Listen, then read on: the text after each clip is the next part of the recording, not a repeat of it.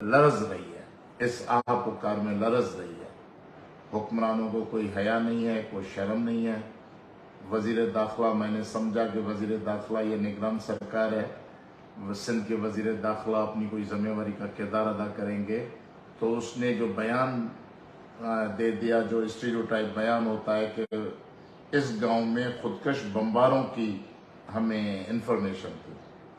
भाई, खुदकश बम्बार न हमारे गांव में पलते हैं, न पैदा होते हैं, न हमारी तरबियत का हिस्सा है। आप नहीं पैदा किए खुदकश बम्बार।